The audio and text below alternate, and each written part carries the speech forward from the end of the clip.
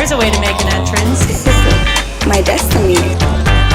It was now a conspiracy of witches. Download Veely today.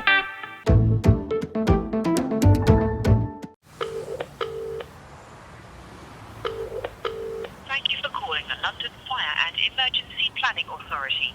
If your call is for an emergency, please hang up and redial 999. I was just wondering if you have any information from a fire in January 1986. I do appreciate it, it's quite a long time ago. So I was in a caravan fire. I was a baby, I was only a few weeks old.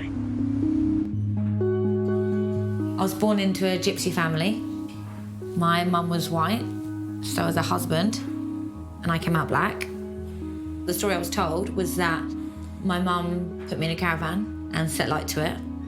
So I guess she didn't want me around. After the fire, Annie was taken into care and later adopted by a white, non-gypsy family. It's exciting, isn't it, guys? Yeah. Little road trip. Fascinated by her story and extraordinary resilience, I'm going to spend the next 4 months helping Annie learn more about where she came from. I want to look into my past. Will it impact my identity, my core values? Because I've had so many other things to take on board. Adoption, being burnt, and being a mixed race. I just feel like a bit of a blur. Like, I don't feel like I'm part of any one group. I'm very interested in any information you may have about the original residents. Someone rescued me. I don't know who.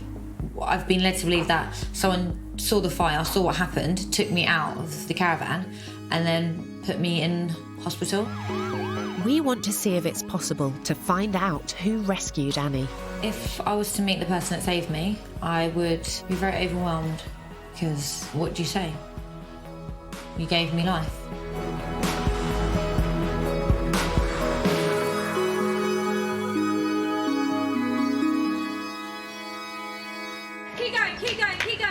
Keep going. Last little bit. 30-year-old Annie is a personal trainer and runs a gym with her fiancé, Sam. Fitness for me has always been about adding value to my life. Can I find out where my limit is? I like feeling strong. I'm looking forward to having this as a nice fireplace. Sounds good to me. Annie and Sam are in the process of setting up home together and are planning to get married next year. I like the lamp. We just need to get a lamp head. This is definitely the start of a new chapter.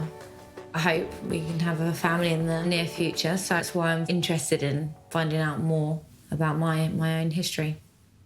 How are you feeling about the whole thing over the next few weeks? I don't know, I hadn't really let myself think of it. Sounds ridiculous now after what we're about to do. At the moment, I'm just hoping I don't upset anyone. I'm a bit nervous, but appropriately nervous, I think, because you don't know what to expect, and I hope that it all...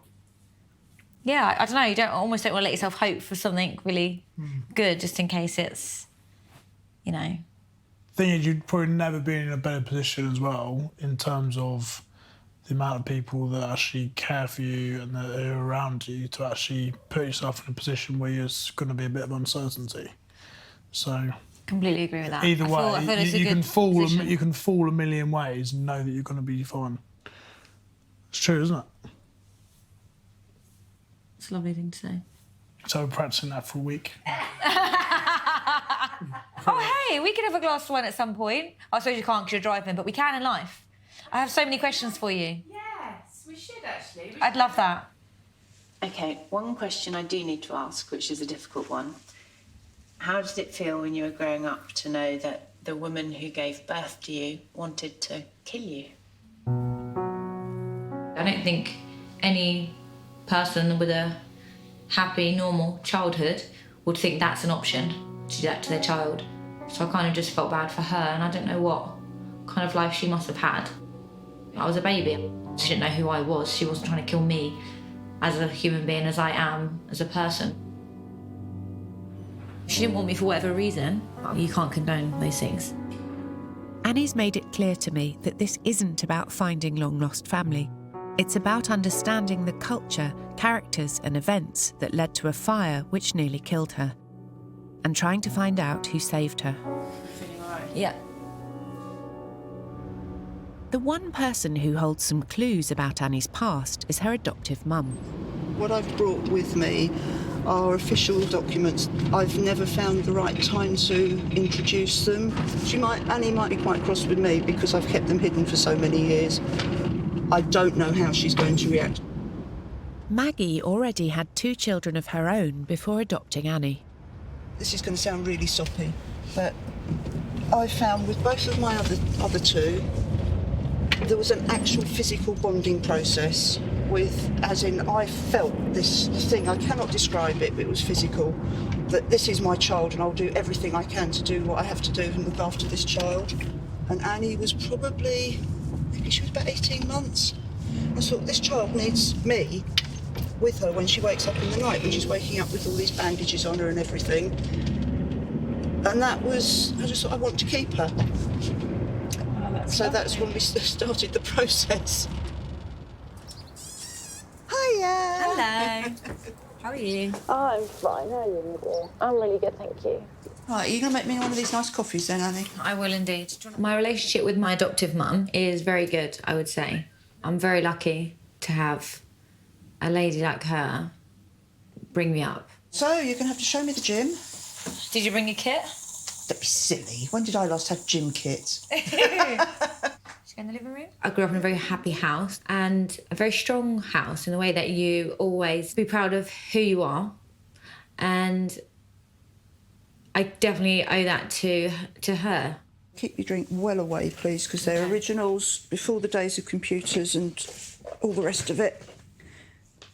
We should have probably got these documents out years ago. We did, Mum, we did. I didn't want to see them, so it's not your fault. Biddy describes herself as an Irish gypsy. She's approximately 5'6" tall, is well built, has dark hair and striking blue eyes. She's taller than me then. Biddy has been described as seeming to be quite intelligent and articulate, though illiterate. These attributes make her more human. Her behaviour prior to Annie's birth would indicate that she finds it difficult to place the needs of her child before her own, though this may have been related to her mental instability. What the hell does that mean? Annie, I don't know. I always tried to give you the truth, but as much as I thought was appropriate. It was widely suspected by both the gypsy community and the social worker that Annie's birth mum left her alone in a caravan and set fire to it. Social services always said if we thought we had grounds for prosecution, we would be trying to prosecute, but we have no witnesses, no proof of anything. Yeah. But they didn't ever really believe that it was a total accident. You feeling all right? Yeah, no, I am. It's just a lot to take in, that's why I haven't really got much to say. Annie's birth mum kept the identity of the biological father a secret from everyone. Even before the fire, she'd already expressed her concerns about keeping Annie. Biddy has on 2 occasions requested that Annie be placed for adoption on the grounds that a mixed-race child of uncertain parentage would not be accepted by the family and that both mother and child would be ostracised. She recognises that her infidelity is of a most serious nature. When Annie was 13 years old, she was shown a news report stating that her birth mother had died that year.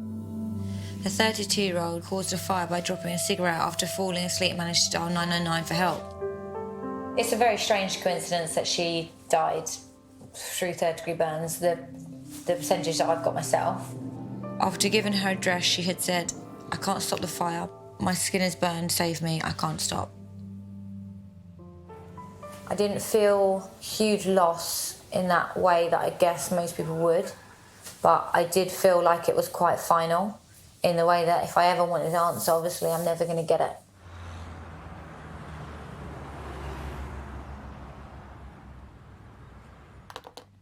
I glued my hair today, and I got glue all over the other hair. So if you see big clumps of glue in my hair, it won't be glue colour, it'll be like just stuck together hair. Just tell me and I'll have to cut my fucking hair. So have you got your own hair? Oh, I've got a tiny bit, but I basically shaved it off, so it's pretty much. Annie's had a lifetime of surgery on her burns and is currently considering another operation on her nose. How are you getting on? Yeah, really good. It feels tons better. And that's gone pretty well, apart from the scarring. To me, it looks a bit lumpy. Yeah. Over the years, my burns haven't really affected me terribly, but I do think I've engineered that really hard. I remember a couple of times a couple of kids at school said something, but at the time it didn't really bother me that much. I was very lucky, I had a lot of good friends around. I think I might have kicked a boy in the shin after he said something rude. The keloid, like the lumps here. Lumpy scars. Have you seen other people with it, and does it go down? It does tend to go down, yeah. Does it really? Over time, yeah. Does it? Yeah, it does. Social services were originally holding out for an Afro-Caribbean family for Annie. Until they finally agreed to Maggie adopting her, she was still officially in care. There was a lot of time that the doctors wanted me to have lots of operations when I was younger. Because I was a child of the state and not actually belong to any one person to sort of stick in my corner. They were kind of like score, because you don't really often get someone that's that badly burnt and alive. So they got to try out lots of operations. They wanted me to have my hairline move forward. I wasn't convinced. And it would have taken me out of time seeing my friends, being at school, training. I was trampolining at the time. So a lot of operations I could have had, I didn't. I think what we've discussed before is to try and lengthen the nose and bring the tip of the nose down. My mum made the right decision, I think, to decide to get me to keep living with how I looked, going to school, making friends. You know, I had to, more importantly, deal with looking how I do than trying to spend my whole life, especially the early years, trying to make it better. See you soon, hopefully. Okay, Good. see you. Good to see you, bye-bye. Getting on with things makes you just focus on, A, the things you want to do out in life and how you can cope in situations if problems arise. Could I have grown up with a lot more anger? Of course, that's the easy option, I think, to be quick to hate. But why waste your life? What a waste of life. To be sad and angry, it should be ridiculous. There'd be no point in being saved at all. It's clear that the effort it's taken Annie to come this far in life has been huge. I can see why it's only now she's ready to delve deeper into the story behind her scars and learn more about the culture she was born into. Going back to your birth mum and what you were told happened, what do you think would have been the thing that brought the most shame onto the family? Was it your colour, do you think, or the fact that she'd had an affair?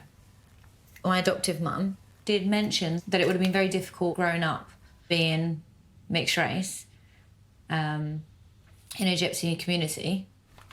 I know that that was part of it, but I don't know.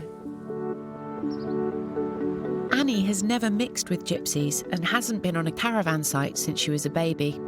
My adoptive mum made a huge effort to make sure we spoke about travellers, gypsies a lot.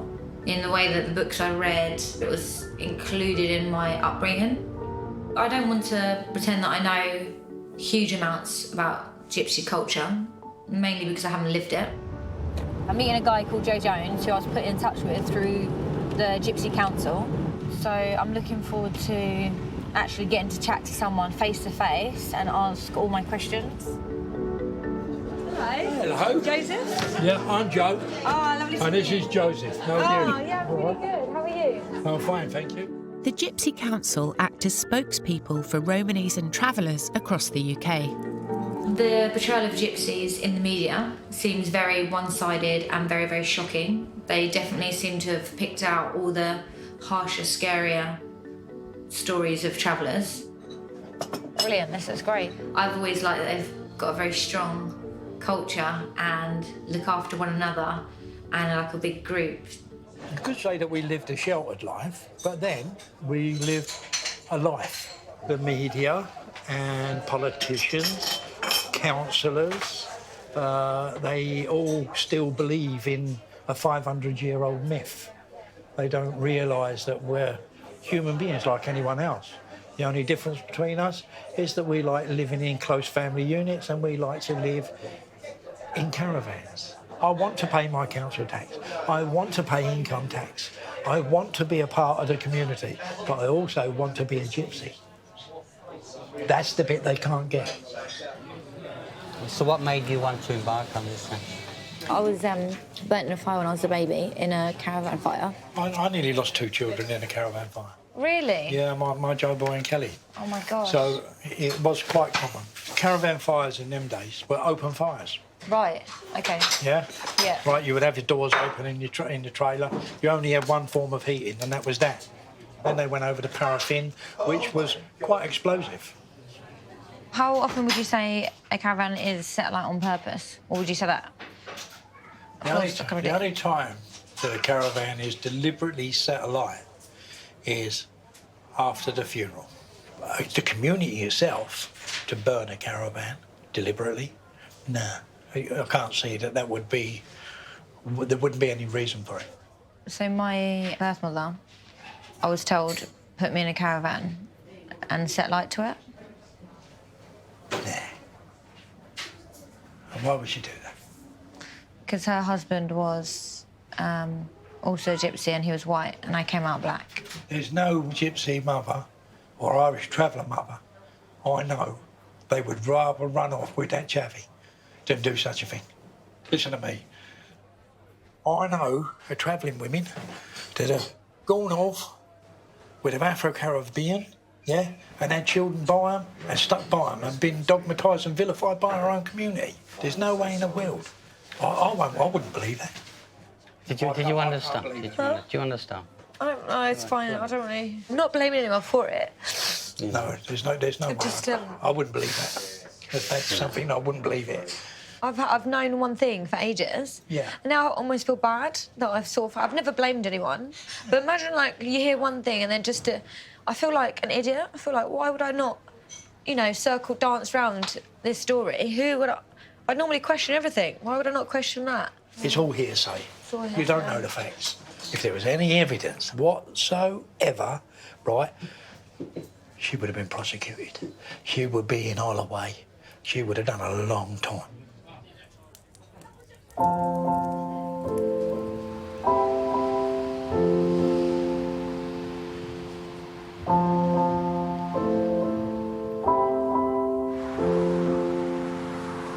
In the 1980s, there were an average of 2,000 caravan fires every year across the UK, many of which were fatal. Just think of her now and think, oh, poor thing, like, horrible. What's upsetting you? Your mum?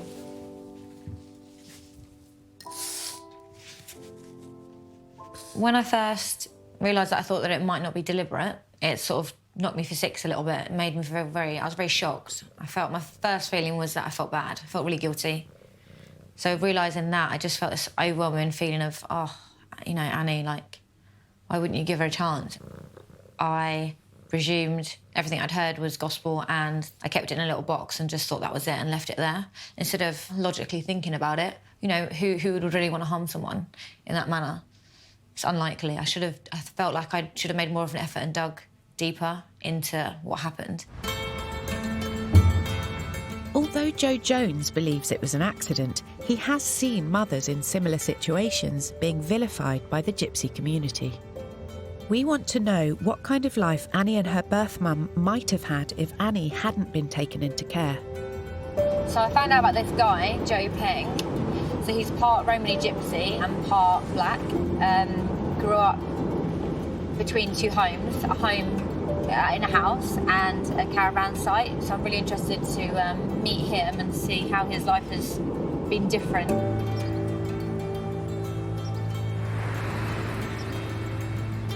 Hi, Joe.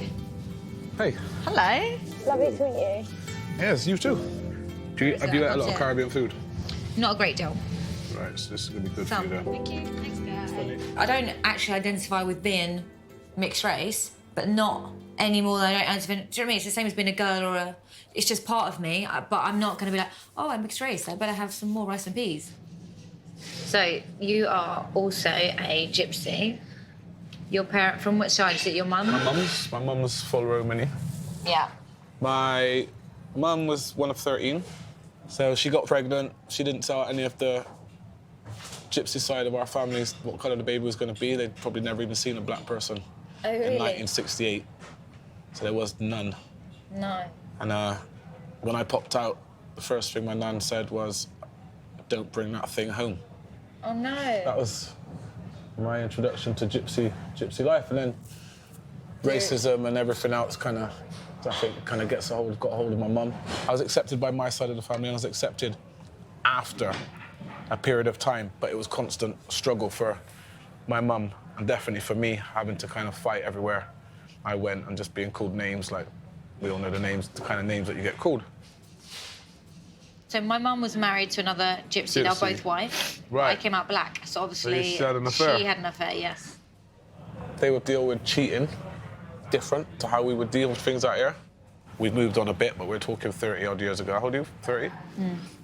It's a man's world, so back then it was even more of a man's world, where it's okay for men to kind of do certain things, but it's not for women. So the fact that your mum's had an affair, bang, that's one. And the fact that your mum's had an affair with a black person, now bringing home a black baby, I can only imagine. I can't even imagine. Really? No, how hard that must have been for her. She knows how tight-whipped and how tight-knit the gypsy site is. I think your mum would have probably been the worst person ever on that site. The fact that she's had an affair and with a black person.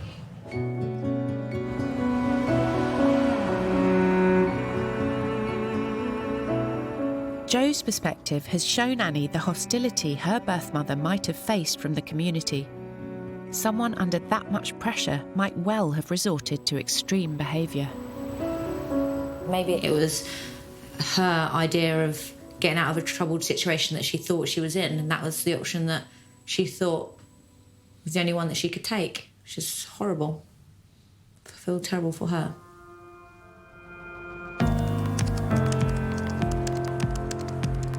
I'm just calling just because I'm interested in getting hold of some files. There's a caravan fire in January. Opinions on what might have happened on that night 30 years ago have given Annie a greater understanding of the community. Now, we want to see what facts might be out there about the fire itself. I think this is as close to pure fact I'm going to get. These archives hold historical records for the London Fire Brigade. Hi Annie, I'm David. Nice to meet you. Nice to meet you. That covers every fire on the 4th of January. Brilliant. Is it scary? Definitely scary, yeah. Hackney.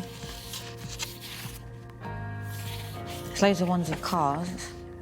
What if it wasn't a caravan? Here we go, this looks like it. There we go. Sandy Lane, Mitcham, Surrey, B. Smith. Oh, fuck. Really hot. My name's on there.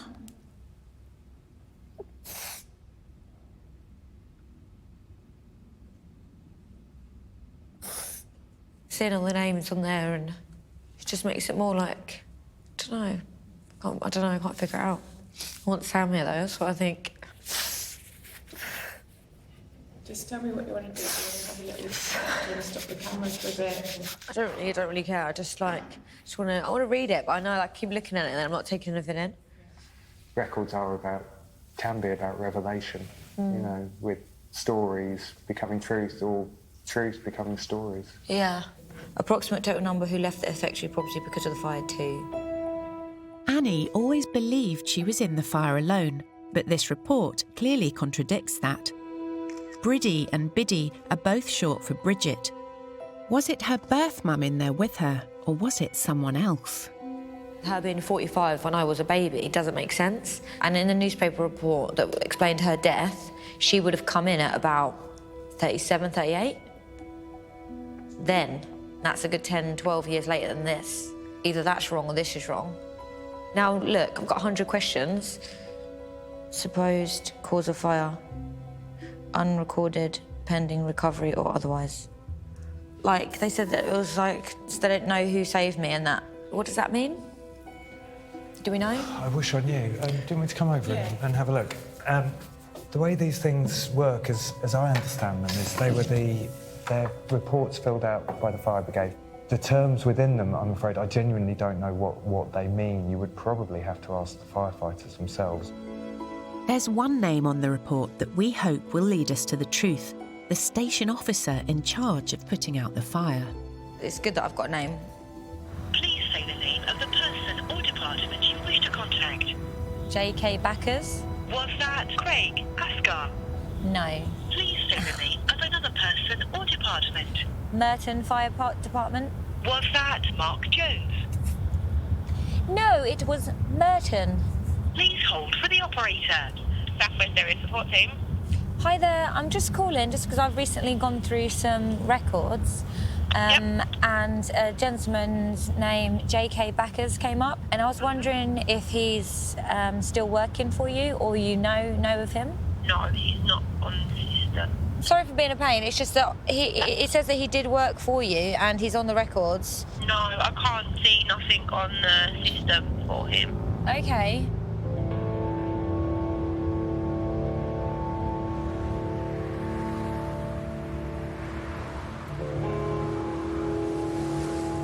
I'm not sure how to get hold of him. There's got to be another way, but I can't quite think now. I don't think I'm thinking very clearly at the minute. The fire was on an unauthorised caravan site. Sandy Lane, this has got to be it. I've been here before. It was a temporary stopping place that's now been built on, but we want to see if anyone in the area might remember it. I haven't seen any now in the years I've been here. And I've never really heard anyone speaking about any either. But I know I hear people speaking about the past, that there was a lot of travellers around. Hello. I've just got a very random question for you. How long have you been here? How long has this been here? The garage has been here about 50 years. 50 years? Oh, amazing. I've actually been here, I'm 59, I've been here 45. 45? Oh, amazing. Do you know if there's any ever sort of caravan, like gypsy traveller sites on Sandy Lane or around this area? I've never known one in Sandy Lane. Not literally around the corner? No, not that. Never? No, not that. Wow, you would know. It's literally would have been around the corner, that's yeah. Right. It's literally around the corner, yeah. It seems the site of the fire was so transitory that it was barely even noticed or remembered by locals. What do you mean I was burnt in a caravan? There's no bloody caravan.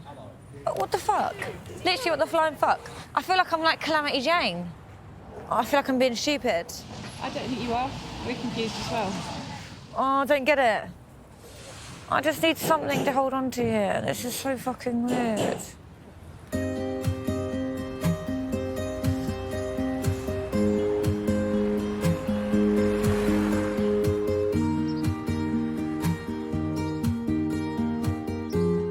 Frustrated by all the dead ends, Annie wants to press on with learning more about the gypsy community. Hi. Hello. Ovi, I'm Annie. Olvi. Lovely to meet you. Yeah, nice to meet you. Thank you. Thank you so much for having me here. Jo Jones has invited us to a caravan site in Kent where they teach people about gypsy history. Basically what we're trying to do is to change people's mindset on gypsies and travellers. That's basically what we're all about. And also keeping the old ways alive. Yeah. Because if you don't know where you've come from, how do you know where you're going? Could I have a little poke around? Yeah. Look, so nice. Yeah. Do you feel in any way like a gypsy yourself? I can identify with being part gypsy in the way that it's always been part of my story, if you like. The children would sleep underneath. Yeah. In the old days. And there was a seat this side and a seat that side. And then you done all the cooking on the fire. Amazing. Everything was done on that fire in the winter. My mum's always made comments growing up about me being a gypsy and little things I used to do. But is this nature, is it nurture? I'm really interested in that, always have been. Annie's birth mum was an Irish traveller who had married into a Romany gypsy family. I was led to believe that I would have been rejected by the community, the gypsy community, because I was black. Non-gypsy people would actually believe that. But in ourselves, we know that's not true. We wouldn't reject any dark-skinned children. No. It's impossible. See this woman here? Yeah. She was a very dark woman, coal black she was. Yeah, her hair looks kind of afro. Yeah, that's me granny. Really? Yeah, that's me dad's mum. No way. Yeah. We originate from India. So it runs through our genetic. How do you class yourself, if you understand what I mean? If someone said, "Oh, where are you from?" It depends how much I fancy telling person on the day. If I'm honest, it's never something that I don't tell people because I'm embarrassed about. It's just always something I would. People always asking me questions. What happened to your face? What, you look tanned. Oh, but you're black. Oh, but you're Irish. Oh, but you're gypsy. Oh, but you live here. Oh, but your family are white. You're black. You know what I mean? Like, there's so many little bits and bobs. If you're black, white, pink, purple, or whatever colour you are, you should be proud of what you are. And them burns on your face is nothing. It's what's here is the main thing. Yeah. Right? We all carry scars one way or another. How do you see us? How do I see you? Yeah. It just feels like, honestly, it feels really normal. It feels like I've known you for ages. Like, I feel really relaxed and Well, that's it's how nice. people should be. Yeah, of course. No, it should be like that. Most gypsy people, right, have always had prejudice against them one way or another. Right? So, as us being gypsies, right, we couldn't be prejudiced against anyone because we've had it so much against us. I found the whole community very family orientated, which was really nice. Very warm, very inclusive. Why wouldn't you want to take those values with you? We're still unclear about the identity of the other person in the fire with Annie, the woman listed as being 45, so we want to see if it was reported in any local papers. Which particular year? 86. Right, OK. Excellent, thank you. Thank you very much. Police crackdown now. Oh, God. This is horrible. I don't want to... You want to find something, but then you don't want to find anything. Baby saved from blaze. A 6-week-old baby and her grandmother were taken to St George's Hospital, Tooting, after fire destroyed their caravan on a site in Sandy Lane, Mitcham on Saturday evening.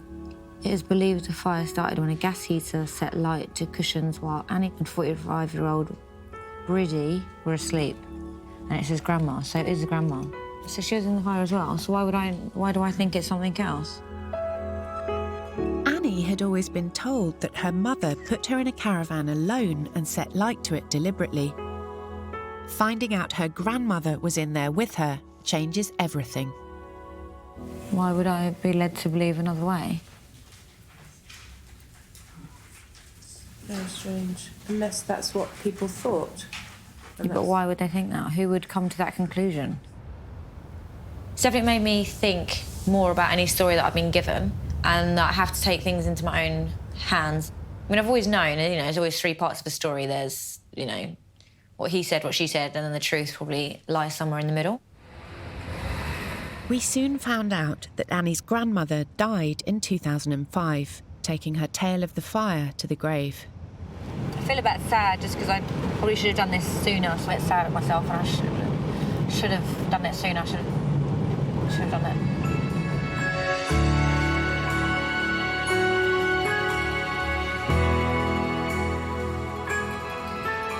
Training has always been my time. It's just a little bit of time to be on your own, I think, and a bit of thinking time,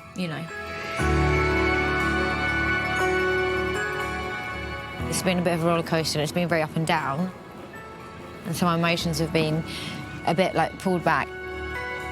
Facts is always what's needed to make yourself feel better. JK backers? Don't know, maybe try John or James.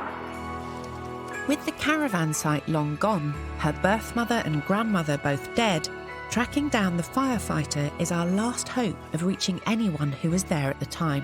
Would you be able to find out if he did once work for you? It was in the 80s. He's not still working for us.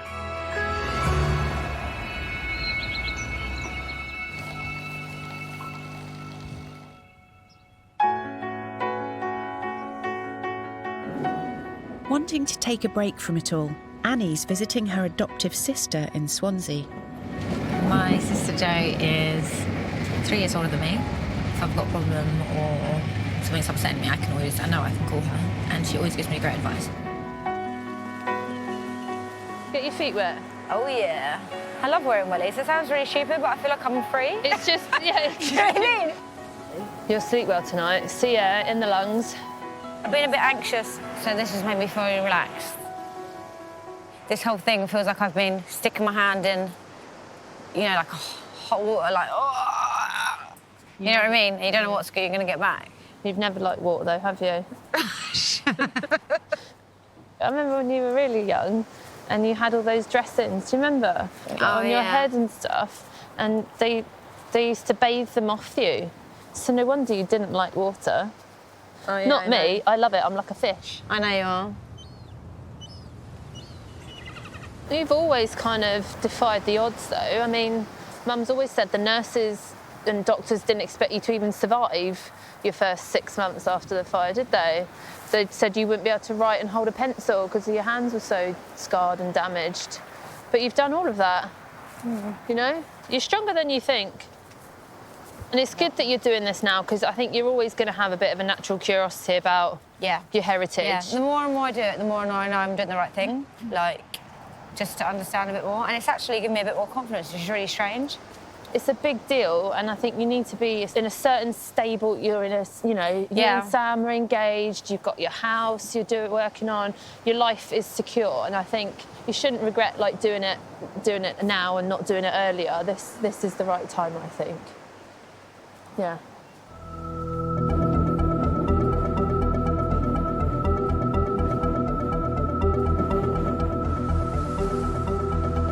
Up, push. Good, and again. Hi there. I was wondering if a man called J.K. Backers worked for you. Why do you need to get hold of him? It's regarding me and my family, and I just wondered if you could answer some questions that I'm not getting from the form. Thank you very much. After weeks of searching for the elusive J.K. Backers, we've finally got a lead.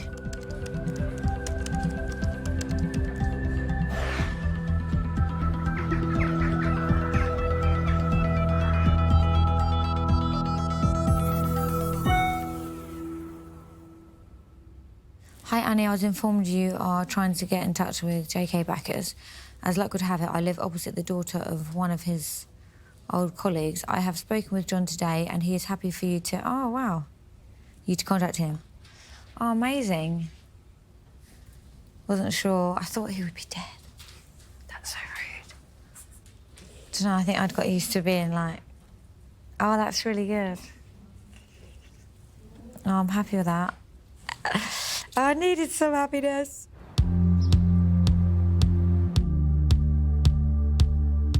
I've got this opportunity to actually go and speak to someone that was there, that knows about it, that's willing as well. I'm hoping he'll remember a bit about the day. Obviously, I'm not pinning my hopes on it. Look at me, I'm lying. I am. I'm already like, please remember.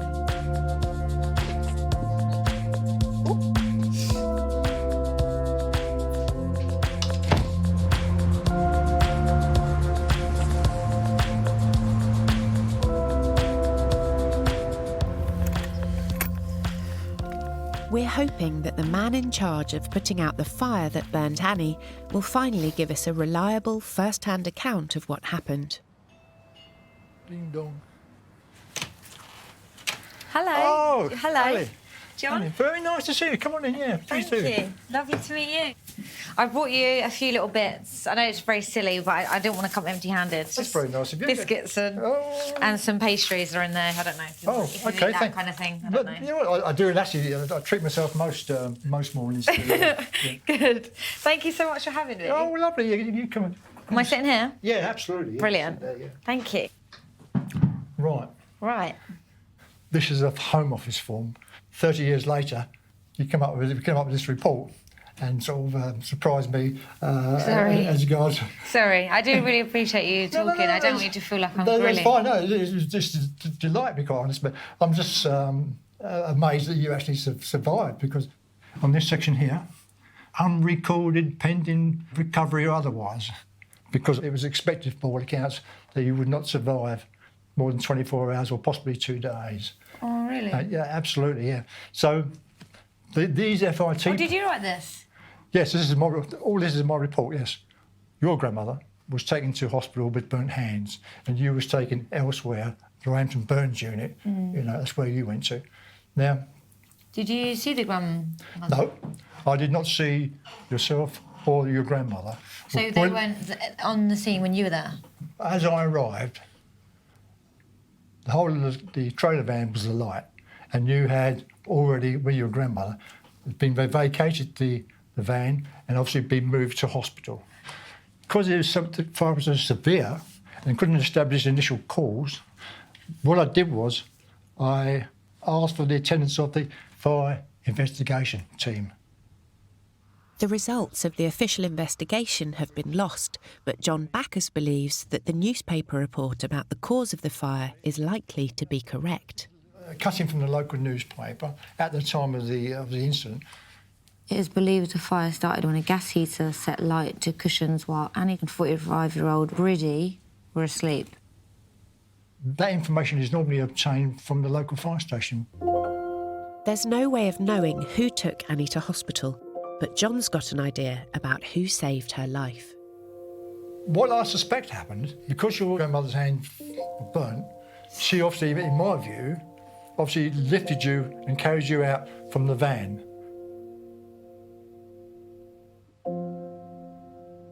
I always think the simplest answer is usually true, but sometimes I guess it's best to ask the questions. But I just think that it makes sense that it's her hands, so I think that she got me out of there.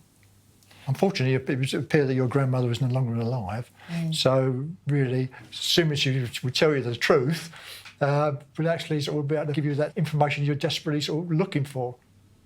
Which is a shame from your perspective. I wish I could actually say more than that. But No, I'm sitting here. That's more than enough, really. I'm so glad that I get to speak to you as well. Could I keep crying? I'm so sorry.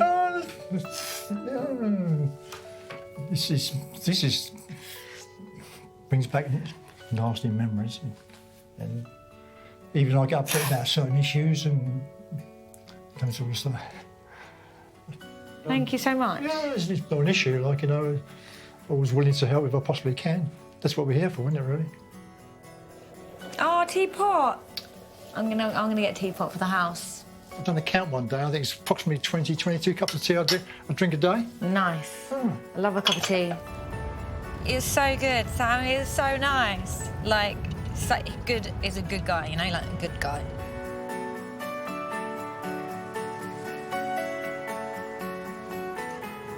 It's kind of in called invitation to the wedding, so yeah. There we go then. Him and his wife are coming. It's important for me to speak to John, knowing the man that wrote it. It makes me feel like I can fully believe the report, and then that can back up thinking that it was more of an accident. It's completely changed everything I thought growing up. No logical, normal, sane person would do what was told. But then, for me, the hard bit was more, why was that implied?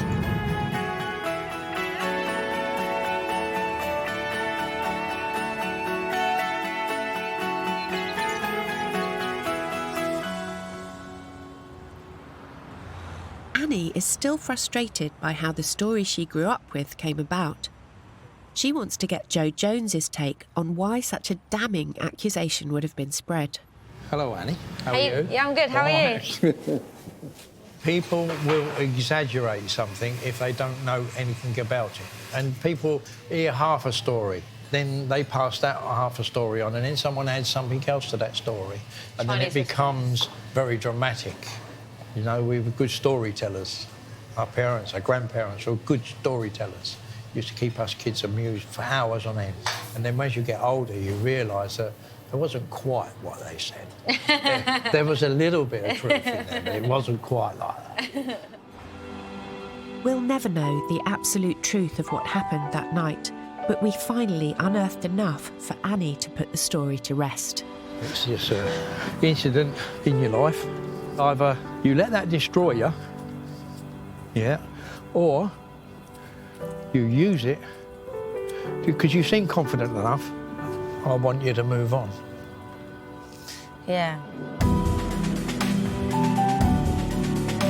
think the stories we grow up with shape who we are, our new beliefs, which we then take on, it builds our character, then it builds our own identity. Because I didn't have any background or people that linked to me, I was able to build my own ideas of myself and build beliefs around myself.